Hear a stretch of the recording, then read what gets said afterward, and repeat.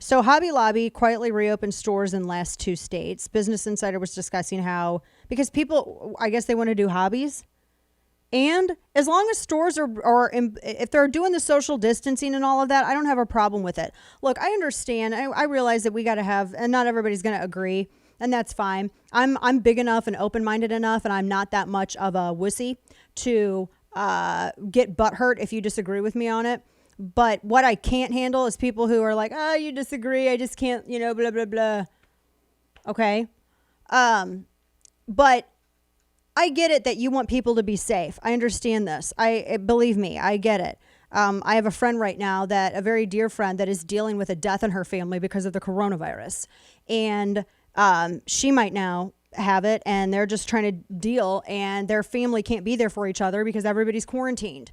So problems could be a hell of a lot worse than somebody not being able to go to Hobby Lobby. I understand it. But at the same time, I don't think that other people like me, I get it because I hear from you and I talk to you guys, and I can't respond to everything, but I try to as much as possible. And I know that you guys are stressed. I get it.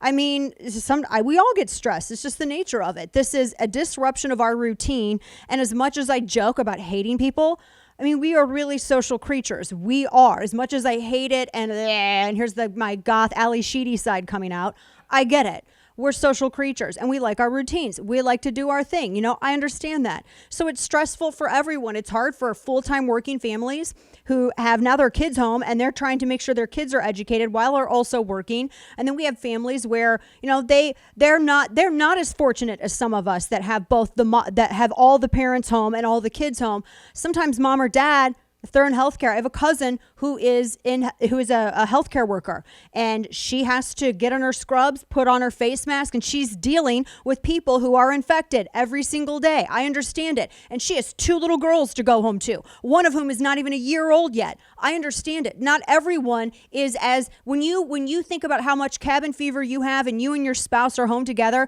count your blessings, because some families are not so lucky. Some families, they're out there, they're delivering packages and making sure that some of us get necessary things that we need. They're helping the elderly, they're home care workers, they're doctors, they're collecting your garbage and going around and doing that without hazard pay or anything else. So count your blessings.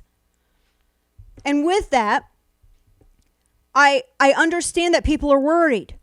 I understand that it is seen by others as callous and ridiculous if someone wants to go to church, if someone wants to go to Hobby Lobby, if someone wants to go somewhere.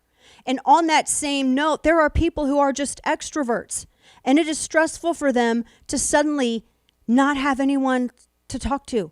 No routine. No, please do not underestimate the mental weight of that.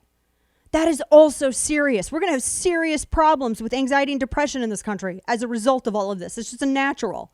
So cut each other some slack and give each other some grace about it.